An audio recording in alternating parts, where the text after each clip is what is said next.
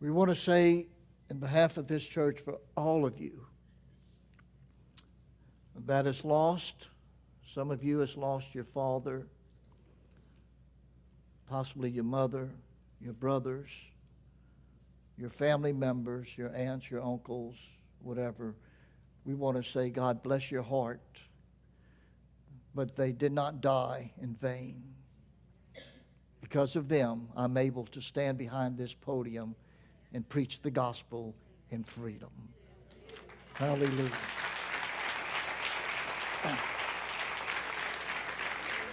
On November the 11th, 1918, at 11 o'clock a.m., World War I officially came to an end with a loss of 116,708 Americans that died for our freedom. That day would be commemorated as what they called Armistice Day. That day was established to celebrate and remember the living and the dead soldiers of that terrible war. Then came the horrible war of 1939 and 1945. World War II was considered the bloodiest war that was ever fought. At the peak of World War II, the U.S. had more than 8.2 million soldiers in the war. That war alone claimed 407,316 American casualties. Is there any World War II soldiers here today? We would like to give you a special honor.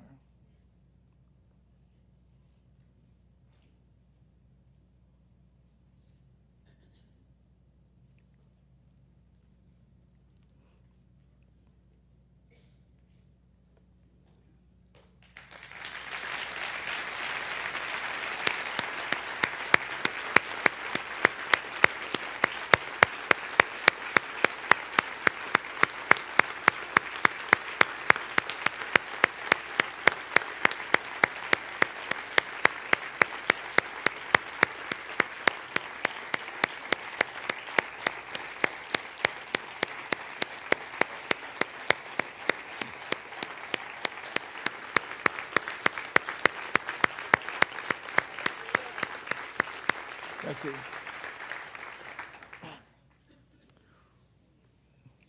I'm going to try to preach this morning without crying. I was crying in my office early this morning. I'm a baby. And I'm very, very, very patriotic.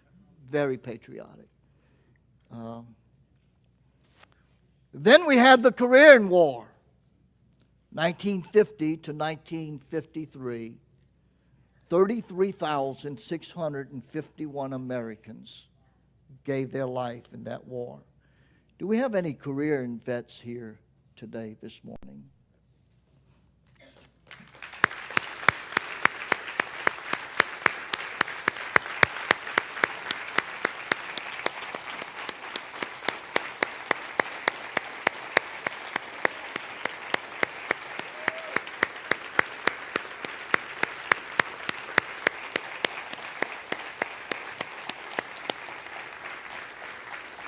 Thank you. After the Korean War in 1954, President Dwight Eisenhower changed what they called Armistice Day to now what is called Veterans Day. Then we had the Vietnam War, the longest war that lasted for 16 years. 58,168 American lives were lost in that battle. Do we have any Vietnam vets among us today?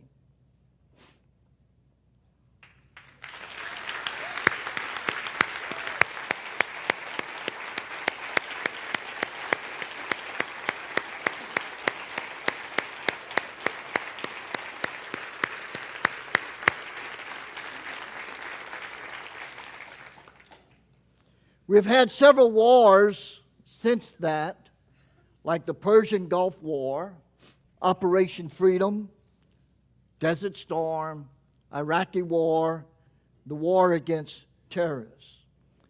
If you have served time, duty overseas, in one of these protecting our country, would you please stand this morning?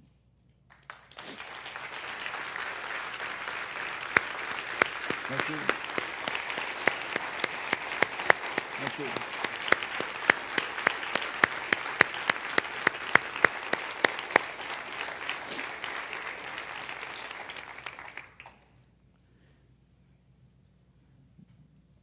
Veterans Day is a day to honor the past and the present soldiers of all wars.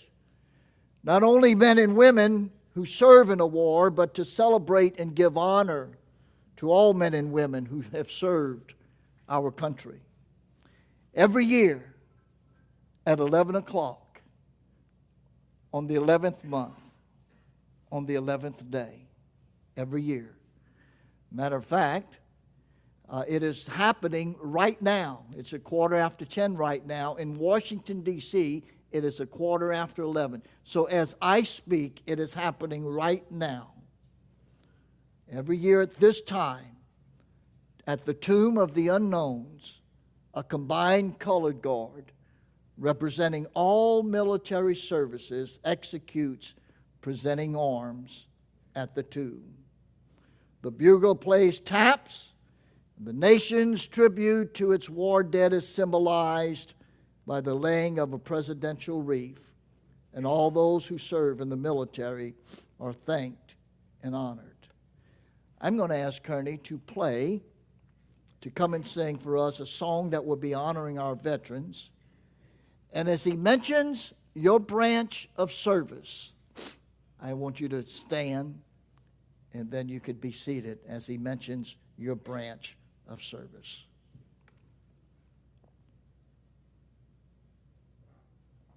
All right. Ooh, the first song is for those who were in the Army. Okay. And if you've been in the Army, here's your song. Sing.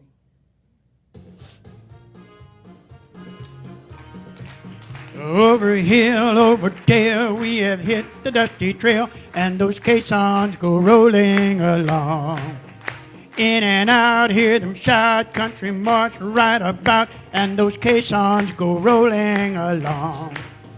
For it's high, high, in the field artillery. Call out your numbers loud and strong, 2, 3, and wherever we go, you will always know that those caissons go rolling along. All right, we have any Marines in the house? This is the Marine song. Montezuma to the shores of Tripoli. We will fight our country's battles in the air, on land, and sea. First you fight for right and freedom, and to keep his honor clean. We are proud to claim the title of United States Marines. Hallelujah. If you've been in the Navy, here's your Navy song. Anchors away, my boy, anchors away. Farewell to our college joys, we sail at break of day. To our last night on shore, sing a happy song. Until we meet once more, here's wishing you a happy voyage home. And if you were in the Air Force, here's your song. Hola, hey now. Off we go into the wild blue yonder, climbing high into the sun. Here they come, zooming to meet the thunder. Adam boys, give 'em the gun. Down we dive, spouting our flame from under. Off with one heck of a roar. We live in fame or go down in flames. We're here, the United States Air Force. Yeah.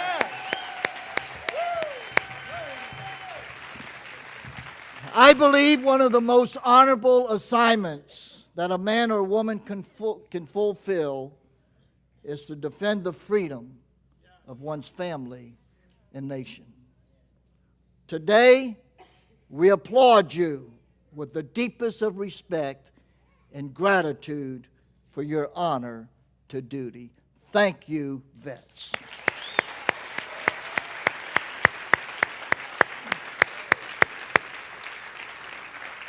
I realize that it's hard on some of you this morning as we talk about veterans, as we celebrate Veterans Day, as we talk about the past wars. For some of you, it's still fresh in your mind, even though it may have been many years, many decades since then. You can still remember the many nights that you spent in a foxhole,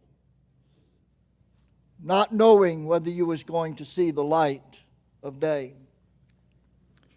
Many of you, along with myself, remember the day as you hugged your parents, your brothers and your sisters, possibly your wife or your husband, kissed them and then boarded a plane or a train or a bus on your way to boot camp. I still remember the family supper that we had.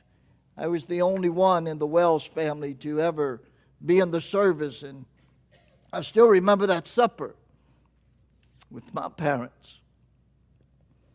Just a young kid, just made 19, barely made 19 years old.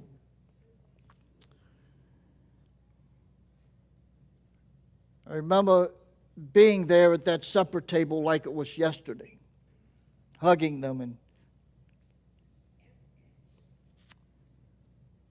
looking at that precious wife of mine, kissing her goodbye. I remember that day, that Friday in Fort Leonard Wood, Missouri, when I had my orders for Vietnam and then they switched it to Korea. I remember calling my wife that Friday saying, honey,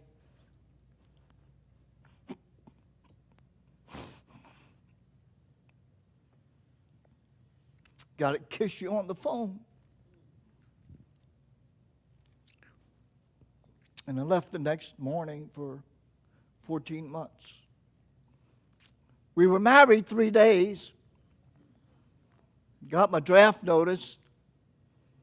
I remember getting it from the mailbox, and it said from the local parish, and I opened the letter and it said, congratulations. This true story. I didn't really read the rest. I saw it said congratulations. It was from the parish. And I told Sister Wells, I said, honey, I said, even the parish is congratulating us for getting married. Then I read the rest. Congratulations, you have been inducted into the United States Army. I remember our first birthdays, our first Christmases, our first wedding anniversary. I remember the cake, the top of the cake. And you, vets, are sitting here. You made that sacrifice. Others that has never had to leave, never had to go overseas, never had to stay away from their mom or daddy, their kinfolks, their wife, their children. They can't relate to you. They don't have the foggiest idea to know what it feels like, maybe to be in a foxhole and having somebody shoot at you. I wasn't there. I didn't do that. So we cannot relate to you, but we want to say thank you for giving your life, for sacrificing. We honor you for that. I've spent many nights in my barracks crying because I was just so homesick. It wasn't all that bad. We had some fun. I remember one time, I've repented for this. I didn't do it anyway. It wasn't me. It really wasn't me. It was the devil that made me do it. Because I was a Christian then, and really it was the devil. It wasn't. And I've tried to fight the devil. You know, I did the cross and everything else. But I remember I just got to Korea, and we was on a little mountain, and I was pulling CQ that night. That means you stayed up all night and answered phones, and if any emergency happens, you was there to take care of it. And me and another guy, just a young guy, we were pulling CQ together, and we were the only ones up, and we got a phone call that there was a new group of young rookies coming in, that we had to go pick them up at the airport. And had about 12, 15, something like that. And so I got into the big truck and was going to go pick them up, and then the devil spoke to me. I went back inside to the barracks or to the offices, and my first sergeant left his jacket there. And our captain, our company commander, left his jacket there in the offices. And so I told my buddy, I said, "You're going to be a captain tonight. I'm going to be a first sergeant." So I put on my first sergeant's jacket, and I went and picked the guys up personally. And these these young rookies, you know, just out of high school. The draft was still on then, and they're right out of high school, and they see the first sergeant coming to pick them up, and you know, they're scared to death because of all the stripes on my sleeves. And I put them in that truck, made them sit in the back of the truck, and went down some of the bumpiest roads there was, and I got to the camp. Now, I told you it wasn't me now, it was the devil had control over me. Demon possessed for that moment. I hollered at them guys and made them, boy, I hope none of them's listening to me on the internet. I hollered at them guys and made them pile out of that truck, stand attention, made them do calisthenics, made them run around the compound. It was freezing cold, never forget it. And after they was huffing and puffing and got their gear, and I made them stand attention, and I said, "Our captain will be here in a minute." Our captain walks out. He was nothing but a little private. He walks out with that captain's uniform. I said, "Attention, hot." And them rookies was up like that, just shaking. And as I'd see on TV, and that what they did to us at boot camp, they'd be standing attention, and we just go, "Straighten this up, young man," you know, and just, "Yes, sir." And finally, we let them go to bed. And the next morning, my job in the Army, I was an office administrator, and everybody that come in, they had to go through me, and I did their applications and all that stuff. And one of these big guys looked down at my desk. He said, "You look familiar."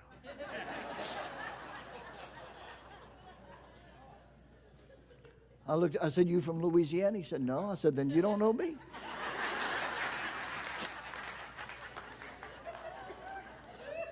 He looked down, he said, "You still look familiar." I said, "You wouldn't have slides." I said, "Buddy, you don't know me." He said, "All right." He said, "You just look familiar." No. So the Army wasn't all that bad. I remember one night our water was so pitiful. It was just, you'd take a shower and you'd sting and you'd itch all the time. And there was lotion all over the place. And in the barracks, when I had to stay in the barracks, you'd have somebody just put lotion on your back and rub your back with this lotion because that water was so horrible for us and made you sting and itch. And I remember walking through the barracks and just, praying, and the devil came to me. And I saw a guy's lotion there, and I had a little thought. Now, I'm not like this anymore. I had a little thought. You got to do crazy things because, it's things. And I took this guy's lotion out of his bottle and put Elmer's glue in it.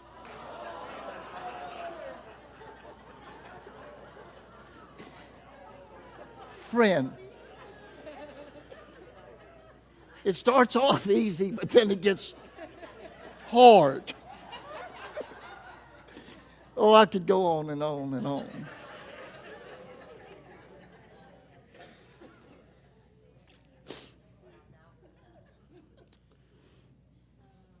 When most of these people, these men that stood up, I looked at their age, and these ladies, they were in the service when we didn't have email or Skype or the internet or cell phones or even a regular phone on the barracks. We only had carrier pigeons.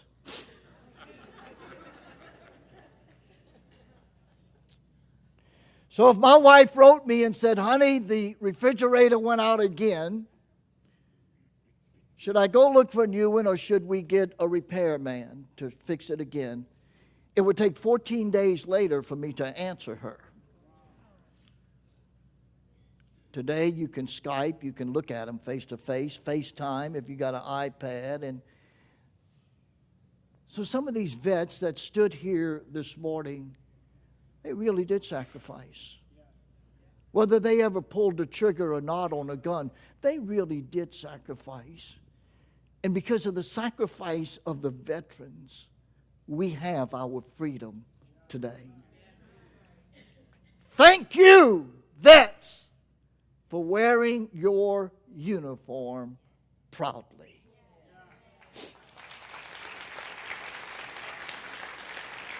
It's because of you. It's because of you that we're enjoying our freedom today. It's the veteran, not the preacher, who has given us freedom of religion. It's the veteran, not the reporter, who's given us the freedom of press. It's the veteran, not the poet, who's given us the freedom of speech. It's the veteran, not the campus organizer, who's given us freedom to assemble. It's the veteran, not the lawyer, who has given us the right to fair trial. It's the veteran, not the politician, who has given us the right to vote. It's to you, dear veterans, that we owe a debt of gratitude because you was willing to go, to serve. And on behalf of the United States of America, I say God bless you. Thank you. Thank you for not moving to Canada or going AWOL. Thank you.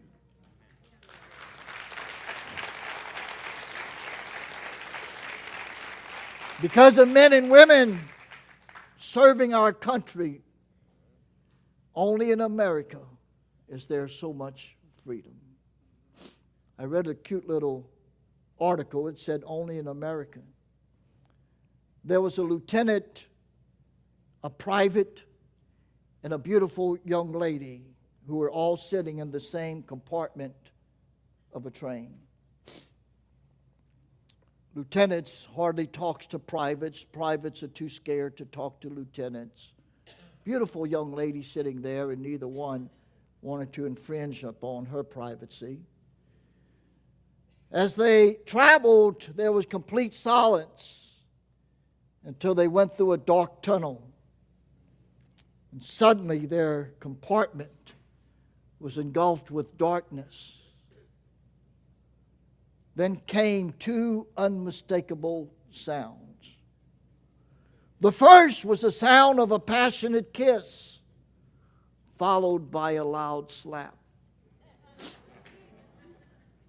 When they came back into daylight, the lieutenant had a very red mark on the side of his face.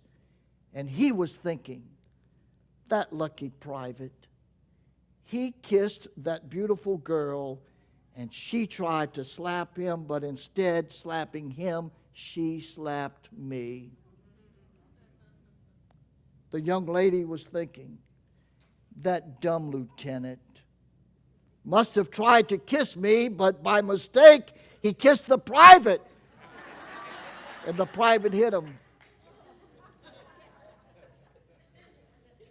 The private sat there thinking, only in America can you kiss the back of your hand and slap a lieutenant and get away with it.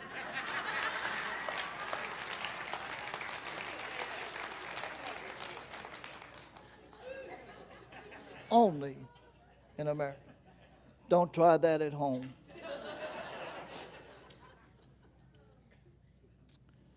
I realize that not every one of you under the sound of my voice are veterans. You've never had the privilege or the opportunity of wearing a uniform, but you can become a veteran in the Lord's army today. That is the greatest army there is.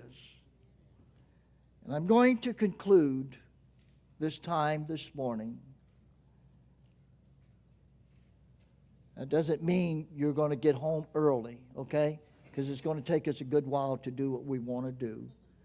But I want to conclude this message with three characteristics of a veteran in the Lord's army compared to the veteran in the armed services that we have served.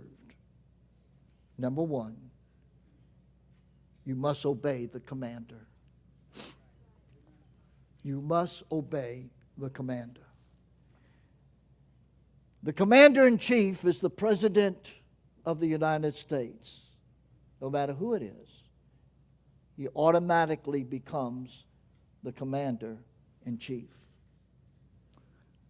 But in our spiritual army, the commander-in-chief is none other but the Lord Jesus Christ. Now, the opposite is the commander-in-chief over the armed services, our president, can, will, and has made mistakes.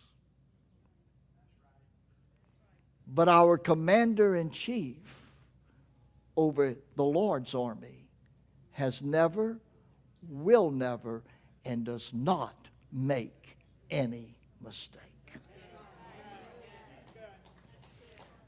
2 Timothy 2, 3 and 4 tells us that a soldier wants to please his commanding officer. As soldiers, we obey our commander-in-chief, and he tells us to love him with all of our heart, soul, and mind. If you are not in the Lord's army today, I would encourage you to join up. The second thing, whether you're in the armed services or in the Lord's army, engage the enemy. You have to engage the enemy. You can't play offense, you must play defense in war. Engage the enemy.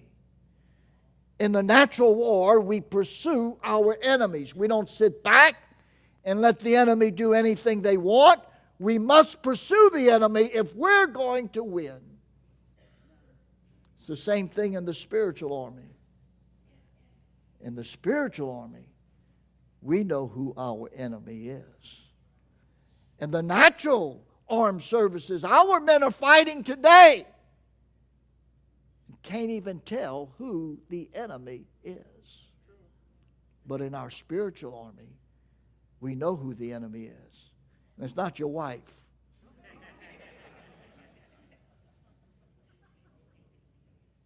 It's the demonic Satan that wars against your soul. The evil forces of hell that comes against you. And not just on Sundays or Saturday nights, but every day, dear friend.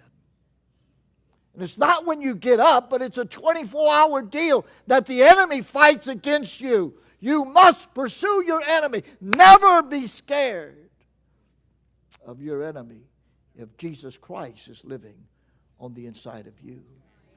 For the Bible says, greater is He that is within you than he that is within this world. You do not have to run from this spiritual enemy, because God has made us more than a conqueror. Number 3, fight to the end.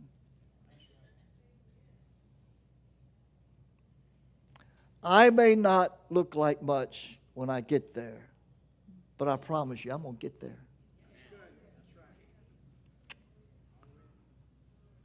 To face a lot of battles and have a lot of war scars, but I'm going to get there. I determined when Jesus Christ saved me at the age of 12 years old that I would not turn my back on God. I've served Him 50-something years, and I am very proud of it. I've wore His armor. Are you bragging? No, I'm telling you. Never give up. You ever been through problems? You better believe I've been through problems.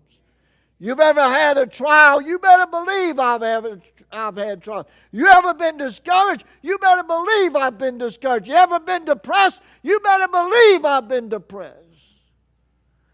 But never, ever, ever gave up. Because you cannot win the battle, sir. Ma'am, you cannot win the battle when you give up. Winners never quit. Quitters never win. Don't give up. Don't give up. Yeah, you're going to go through some. Yeah, it's going to be rocky sometimes. Yeah, when you cross that lake, it's going to be, them waves are going to be tough. Yeah, you're going to feel like, God, I don't deserve this.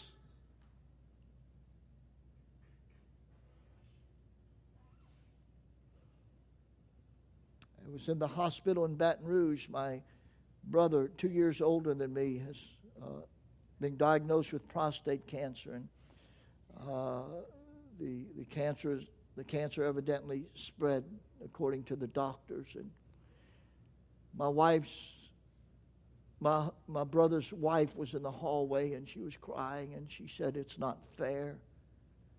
She said, he's such a man of God. Why would God let this happen to him? I looked at her and calmed her down for a minute. I started telling her stories of people that were way worse than my brother. I started telling her Bible stories that Job went through a lot more than he's ever been through. But Job said, hey, I'm going to trust in God. When I go through the fire, I'm not going to be burned. I'm going to trust in God. Boy, could I say something to you? To every one of you vets, and we're all veterans of the Lord's army, I hope, don't give up. Never. You can't win. You won't win that battle. You won't win a spiritual battle. The United States has never won a war if they give up. But they won because they would not give up. So I want to encourage you today, join the Lord's army. After the deliverance of Dunkirk, Churchill rallied Britain with his most memorable speech. Here it is. And some of you may remember.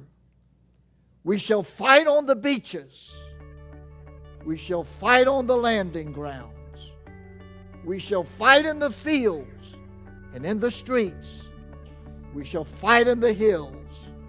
We shall never surrender. May you take that word, put it on the inside of you. We shall never surrender.